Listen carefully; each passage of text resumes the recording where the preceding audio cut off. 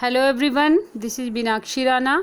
Today I am going to teach you history, chapter 4, the Delhi Sultans of class 7th. So let's start. Delhi, a city on the banks of river of Yamuna, became an important city only in the 12th century. Yamuna नदी के तट पर बसा Delhi 12th century में एक important city बन गया. It first became the capital of a kingdom under the Tomar Rajputs, who were defeated in the middle of the 12th century by the Chauhans of Ajmer. सबसे पहले तोमर राजपूत के अधीन दिल्ली एक राजधानी बनी, जिसे अजमेर के चौहान्स द्वारा 12th सेंचुरी के मध्य में हराया गया था. तोमर्स और चौहान्स के अंडर में दिल्ली एक इम्पोर्टेंट कमर्शियल केंद्र बन गया. कई अमीर जैन व्यापारी शहर में रहते थे, जिन्होंने कई मंदिरों का निर्माण करवाया. उस समय सिक्कों का प्रचलन था, जिन्हें दिल्ली वाल कहा जाता था. Look at the next para. The transformation of Delhi into a capital city that controlled vast areas of subcontinent started with the foundation of the Delhi sultanate in the beginning of the 13th century. The Delhi Sultanate refers to many Muslim dynasties that ruled in India from 1206 to 1526 AD. 13th century की शुरुआत में दिल्ली सल्तनत की नींव रखी गई, जिसमें उपमहाद्वीप के विशाल क्षेत्रों को नियंत्रित किया गया. दिल्ली सल्तनत का मतलब कई मुस्लिम राजवंशों से है, जिन्होंने भारत में 1206 से लेकर 1526 AD तक शासन किया. Now we will discuss about the rulers of Delhi. Delhi के शासक. Look at the table. First is Rajput dynasties. सबसे पहले तोमर राजा अनंगपाल थे, जिन्होंने अर्ली 12th सेंचुरी 1130 से लेकर 1145 तक शासन किया, और ये ही तोमर शासन के फाउंडर थे. देन चौहान्स में देखेंगे तो पृथ्वीराज चौहान थे, जिन्होंने 1175 से लेकर 1192 तक शासन किया, और पृथ्वीराज चौहान दिल्ली पर शासन करने वाले एकमात्र चौहान राजा थे. Now see early Turkish rulers 1208 से लेकर 1290. टर्किश रूलर्स में सबसे पहले था कुतुबुद्दीन ऐबक, जिसने 1206 से लेकर 1210 तक शासन किया, और ये फर्स्ट स्लेव रूलर थे. स्लेव रूलर इसलिए कहा जाता है क्योंकि ये पहले मोहम्मद गोरी का गुलाम था. दूसरा शमसुद्दीन इल्तुतमिश था, जिसने 1210 से लेकर 1236 तक शासन किया, और इसने ही कुतुब मीनार कंप्लीट करवाई थी. तीसरी रूलर थी रजिया सुल्तान, जिसने 1236 से लेकर 1240 तक शासन किया, और ये दिल्ली सल्तनत की अकेली फीमेल रूलर बनी. फोर्थ रूलर था गयासुद्दीन बलबन, जिसने 1266 से लेकर 1287 तक शासन किया, और ये तुर्की प्रमुखों को कंट्रोल करने के लिए रक्त और लोहे की नीति के लिए जाना जाता है. Now we will discuss Khilji dynasty 1290 से लेकर 3020 तक. खिलजी वंश में सबसे पहला शासक था जलालुद्दीन खिलजी, जिसने 1290 से लेकर 1296 तक शासन किया, और ये ही खिलजी वंश का फाउंडर था. नेक्स्ट था अलाउद्दीन खिलजी, जिसने 1296 से लेकर 1316 तक शासन किया. अलाउद्दीन खिलजी ने साउथ इंडिया को जीतने के लिए मलिक काफूर के अधीन एक बड़ी सेना भेजी. वह प्राइस कंट्रोल के लिए भी जाना जाता है.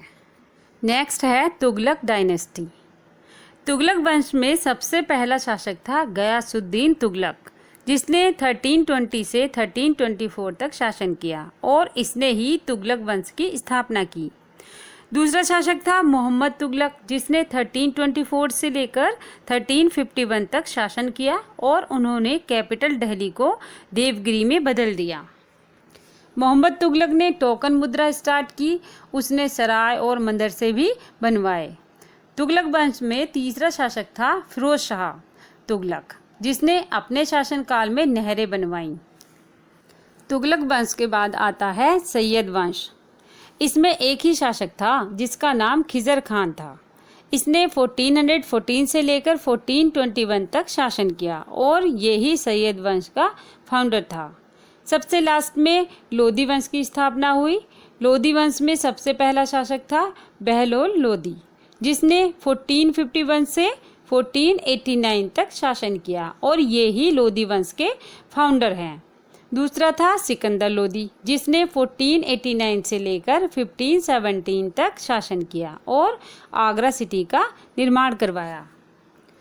तीसरा शासक था इब्राहिम लोधी, जिसने 1517 से लेकर 1526 तक शासन किया और वह 1526 में पानीपत की पहली लड़ाई में बाबर से हार गया था। तो ये सब थे दिल्ली के शासक जिन्होंने 1206 से लेकर 1526 AD तक शासन किया। Now we will discuss finding out about the Delhi sultans. Although inscriptions, coins and architecture provide a lot of information about Delhi and its Sultan, but history's Tariq, singular, Tariq plural, written in Persian, the language of administration under the Delhi Sultans, are the most important source to know about Delhi. यद्यपि शिलालेख, सिक्के और वास्तुकला ये सभी चीज़ें दिल्ली और उसके सुल्तान के बारे में बहुत सारी जानकारी प्रदान करते हैं, लेकिन उस समय की हिस्ट्री पर्शियन लैंग्वेज में लिखी हुई है और उसको सिंगुलर में तारीख कहा जाता है और प्लूरल में इसको त्वारीख कहा जाता है। दिल्ली सुल्तानों के अधीन प्रशासन की भाषा दिल्ली के बारे में जानने का एक इम्पोर्टेंट स्रोत है। तारीख के लेखक विद्वान पुरुष होते थे, जैसे सचिव, प्रशासक, कवि और दरबारी, जो दोनों घटनाओं को याद करते थे और शासन पर शासकों को सलाह देते थे। केवल शासन के महत्व पर ही बल दिया जाता था।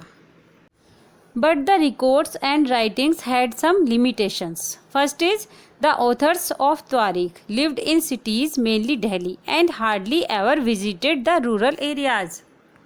लेकिन रिकॉर्ड्स और राइटिंग्स की कुछ सीमाएं थीं। जैसे तारीख के जो लेखक थे वो सिटी में मेनली दिल्ली में ही रहते थे और शायद ही कभी गांव की एरियाज में जाते थे। They often wrote their histories for sultans in the hope of rich rewards. उन्होंने अक्सर समृद्ध पुरस्कारों की आशा में सुल्तानों के लिए इतिहास लिखा। Now see here the circle of justice. Fakhr-e-Mudabbir wrote in the 13th century, "A king cannot survive without soldiers, and soldiers cannot live without salaries. Salaries come from the revenue collected from peasants, but peasants can pay revenue only when they are prosperous and happy.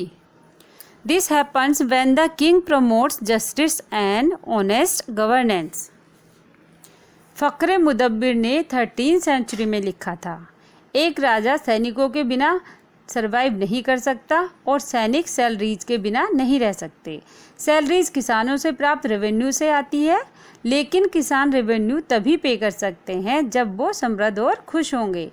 यह तब होता है जब राजा न्याय और ईमानदार शासन को बढ़ावा देता है। Next, from garrison town to empire, the expansion of the Delhi sultanate. Garrison शहर से लेकर साम्राज्य तक दिल्ली सल्तनत का विस्तार। In the early 13th century, the control of the Delhi sultans rarely went beyond heavily fortified towns occupied by garrisons. 13th century के शुरुआती दिनों में दिल्ली सुल्तानों का कंट्रोल ज़्यादा आगे तक नहीं गया था, क्योंकि वो जो एरिया था वो गैरिसन्स ने कंट्रोल कर रखा था। गैरिसन्स टाउन्स मीन्स एक ऐसा कस्बा जिसके पास स्थायी रूप से सैनिक तैनात होते हैं। सुल्तान ने शायद ही कभी उन टाउन्स के हिंटरलैंड को कंट्रोल किया। हिंटरलैंड मीन्स क्या होता है? एक शहर या बंदरगाह से सटे भूमि जो गुड्स और सर्विसेज के साथ इसकी आपूर्ति करते हैं। यद्यपि सुल्तान उन टाउन्स को सही से कंट्रोल नहीं कर पा रहे थे, इसलिए वो निर्भर थे ट्रेड, ट्रिब्यूट और प्लंडर पर। Next para, controlling garrison towns in distant Bengal and Sindh from Delhi was extremely difficult. Rebellion, war, even bad weather could snap fragile communication routes. Delhi से दूर बंगाल और सिंध में गैरिसन टाउन्स को नियंत्रित करना काफ़ी मुश्किल था। विद्रोह, युद्ध और ख़राब मौसम की वजह से जो रूट्स थे जो जोड़ते थे जगह को, वो ख़राब हो जाते थे। अफगानिस्तान से और मंगोलों द्वारा आक्रमणों से दिल्ली के अधिकार को भी चुनौती दी गई थी, जो सुल्तान की वीकनेस के किसी भी संकेत पर बगावत कर देते थे। सल्तनत किसी तरह इन चुनौतियों से बच पाई। ये सब गयासुद्दीन बलबन के शासनकाल के दौरान हुआ और अलाउद्दीन खिलजी और मोहम्मद तुगलक के तहत और विस्तार किया गया। Next para, the first set of campaigns along the internal frontier of the sultanate aimed at consolidating the hinterlands of the garrison towns. इसमें फर्स्ट गोल जो था वो था इंटरनल फ्रंटियर, मीन्स वो एरिया जो दिल्ली सल्तनत के अंडर आते थे उनको इंटरनल फ्रंटियर बोलते हैं। उनका पहला एम यही था कि जो हिंटरलैंड है, जो पोर्ट वाले, ट्रेड वाले इम्पोर्टेंट लैंड है गैरिसन टाउन में, उनको कंट्रोल करे, उनको पावरफुल बनाए। इनके दौरान गंगा यमुना दोआब में जंगलों को साफ किया गया था और जो लोग वहाँ रहते थे जैसे शिकारी और पशुपालकों को उनके निवास स्थान से निष्कासित कर दिया गया था। Next, these lands were given to peasants and agriculture was encouraged. New fortresses, garrison towns and towns were established to protect trade routes and to promote regional trade. इन ज़मीनों को किसानों को दे दिया गया और कृषि को प्रोत्साहन किया गया। नए किले, गैरिसन शहर और कस्बे व्यापार मार्गों की सुरक्षा और क्षेत्रीय व्यापार को बढ़ावा देने के लिए स्थापित किए गए। The second expansion occurred along the external frontier of the Sultanate. दूसरा विस्तार सल्तनत के बाहरी सीमाओं के साथ हुआ। दक्षिणी भारत में सैन्य अभियान अलाउद्दीन खिलजी के शासनकाल के दौरान शुरू किया गया था और मोहम्मद तुगलक के साथ समाप्त हुआ। इन अभियानों में सल्तनत सेनाओं ने हाथी, घोड़ों और दासों को पकड़ लिया और कीमती धातुओं को साथ ले गए। By the end of Muhammad Tughlaq's reign, 150 years after somewhat humble beginnings, the armies of the Delhi Sultanate had marched across a large part of the subcontinent. They had defeated rival armies and seized cities.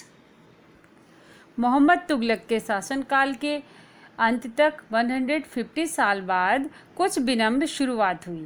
Delhi सल्तनत की सेनाओं ने सब continent के एक बड़े part पर चढ़ाई की थी। उन्होंने प्रतिद्वंदी सेना को हरा दिया था और शहरों पर अपना कब्जा कर लिया था। सल्तनत ने किसानों से कर एकत्र किया और न्याय के साथ बांट दिया जाता था। दिल्ली के बारे में और अधिक जानने के लिए अब हम कुछ प्रमुख सुल्तानों और उनके शासन के बारे में डिस्कस करेंगे। रज़िया सुल्तान 1236 से लेकर 1240 AD। Iltutmish died in 1236 AD. Before his death, he nominated his daughter Razia Sultan as his successor to the throne because according to him none of his sons was capable of the throne. But his nobles did not like this idea, so they allowed his son. Iltutmish की 1236 AD में death हो गई थी, जो रज़िया सुल्तान के father थे। अपनी मृत्यु से पहले 1236 में उन्होंने अपनी बेटी रज़िया सुल्तान को अपने सिंहासन के उत्तराधिकारी के रूप में नॉमिनेट किया था, क्योंकि उनके अनुसार उनका कोई भी पुत्र सिंहासन के योग्य नहीं था। लेकिन कुछ लोगों को यह विचार पसंद नहीं आया, इसलिए उन्होंने अपने बेटे रुकनुद्दीन फिरोज को दिल्ली के सिंहासन पर सफल होने की अनुमति दी, लेकिन वह पूरी तरह से अक्षम और अयोग्य साबित हुआ। इसलिए उन्होंने रज़िया को अपना नेता चुनने का फैसला किया। उस समय उनका काम आसान नहीं था, क्योंकि देश में अराजकता और अव्यवस्था फैली हुई थी, लेकिन रज़िया ने अपने कौशल और बुद्धिमत्ता से सब कुछ सेट कर दिया। वह एक बहादुर और साहसी लेडी थी। वह हमेशा पुरुषों की तरह कपड़े पहनती थी और घुड़सवारी करती थी और दरबार भी लगाती थी। In spite of all these qualities, her nobles did not like the idea of being ruled by a woman. She was killed in a revolt in 1240 AD. After the death of Razia, a number of less important sultans came to power except Balban, who was a strong and an iron-willed sultan. इन सभी गुणों के बावजूद भी लोग एक महिला शासक को पसंद नहीं करते थे। वह 1248 AD में एक लड़ाई में मारी गई। रज़िया सुल्तान की मृत्यु के बाद कई सुल्तान सत्ता में आए, जिनमें से बलबन एक मजबूत और आयरन विल्ड सुल्तान था। Now we will discuss about Alauddin Khilji 1296 to 1316 AD. Alauddin Khilji came to the throne in 1296 AD. Alauddin Khilji proved to be a very successful ruler of Delhi. He was a brilliant general. 1296 AD में अलाउद्दीन खिलजी सिंहासन पर आया। वह दिल्ली का बहुत सफल शासक साबित हुआ। वह एक प्रतिभाशाली जनरल, चतुर प्रशासक और महत्वाकांक्षी शासक था। वह पूरी दुनिया को जीतना चाहता था और एक नए धर्म की स्थापना भी करना चाहता था। उसकी इच्छा थी कि वह भी अलेक्जेंडर द ग्रेट की तरह बने। वह डेक्कन में जाने वाला पहला मुस्लिम शासक था। Administration of Alauddin Khilji. अलाउद्दीन खिलजी का प्रशासन। First is measures against nobles. On his accession to the throne, Alauddin had to face a number of revolts by the nobles and some of his own relatives. सिंहासन पर जाने के लिए अलाउद्दीन को नोबल्स और उनके कुछ रिश्तेदारों द्वारा कई विद्रोहों का सामना करना पड़ा। उन्होंने इन विद्रोहों के कारण का पता लगाया और उनमें सुधार किया। उदाहरण के लिए उसने ज़मीन और संपत्ति वापस ले ली, जो कि नोबल्स को उपहार या धार्मिक कार्यों के लिए दी गई थी। उसने एक कुशल जासूस प्रणाली बनाई। उसके बाद सब लोग डर गए और कोई भी खुलकर बात नहीं कर पा रहा था। जो लोग उसके वफादार नहीं थे, उनको बड़ी कड़ी सज़ा दी जाती थी। इस तरह से नोबल्स के साथ साथ आम आदमी को भी उसके खिलाफ बगावत करना मुश्किल लग रहा था। उसने भ्रष्टाचार को भी चेक किया और जो लैंड होल्डर्स थे, उनको किसानों पर एक्स्ट्रा टैक्स लगाने से मना कर दिया। Next point is economic reforms and price control. आर्थिक सुधार और मूल्य नियंत्रण। Alauddin Khilji was an ambitious and a powerful ruler. Alauddin Khilji एक महत्वाकांक्षी और शक्तिशाली शासक था। उसकी महत्वाकांक्षी जीत के लिए उसके साथ मजबूत सेना रहती थी। अपनी सेना को बनाए रखने के लिए उसने विभिन्न सुधार किए। अलाउद्दीन खिलजी ने कीमतों को कम करने के लिए कई कदम उठाए। वह मार्केट का सुपरविजन भी करता था। उसने ऊपर से नीचे तक सभी प्राइसेस फिक्स कर दिए थे। कीमतों पर नज़र रखने के लिए मार्केट ऑफिसर्स को अपॉइंट किया गया और जो डिफ़ॉल्टर्स होते थे उनको भारी सज़ा भी दी जाती थी। ज़मीन पर लगान को फिक्स कर दिया गया था और अनाज को सरकारी अनाज में स्टोर किया जाता था। बाजार के नियमों और कीमतों की स्थिरता उसके लिए एक चमत्कार की तरह था। आवश्यक वस्तुओं की कम कीमत के कारण सैनिकों और नागरिकों को बहुत लाभ होता था। Third point is revenue reforms. In order to maintain a strong army, Alauddin geared up his revenue system as well. He refixed the land revenue. In Doab, the land was very fertile between the Ganga and the Yamuna rivers. मजबूत सेना बनाए रखने के लिए अलाउद्दीन ने revenue system को अच्छी तरह से तैयार किया। दोआब में गंगा और यमुना नदियों के बीच भूमि बहुत उपजाऊ होती थी, इसलिए उसने कुल उपज का आधा हिस्सा लगान के रूप में देने के लिए बोला। लगान रिकॉर्ड को अप टू डेट रखा जाता था और जो लोग लगान नहीं देते थे उनको स्ट्रिक्टली नोटिस दिया जाता था। रेवेन्यू ऑफिसर को प्रॉपरली सैलरी दी जाती थी ताकि वो किसानों से कोई रिश्वत ना ले सके। Last point is other aspects. अन्य पहलू। Alauddin made various military reforms such as branding of horses and preparing descriptive rolls. Also he was illiterate yet he was a great patron of art and architecture.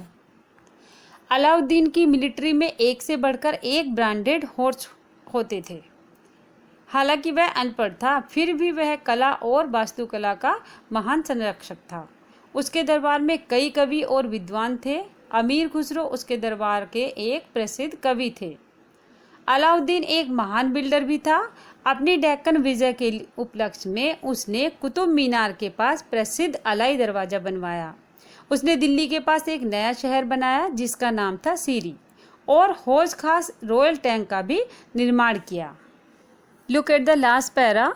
Alauddin died in 1316 AD. After his death, his slave Malik Kafur acted as the regent of Alauddin's minor son. 1316 AD में अलाउद्दीन की death हो गई। उनकी death के बाद उनके गुलाम मलिक काफुर ने अलाउद्दीन के नाबालिग बेटे के रीजेंट के रूप में काम किया, बट उसकी साजिशों ने उसे अलोकप्रिय और अविश्वसनीय बना दिया। उसके ऐसे कामों की वजह से अलाउद्दीन खिलजी की मृत्यु के 36 डेज बाद मलिक काफुर को मार दिया गया। इसके तुरंत बाद खिलजी वंश का पतन हो गया और इसकी जगह पर एक नया वंश बना जिसका नाम था Tughlaq dynasty. Students, remaining part of this chapter I will explain in next video, in which we will discuss about Muhammad bin Tughlaq and Ibrahim Lodi. If you like this video, please subscribe to my channel and don't forget to press the like button. Thanks for watching. Have a good day.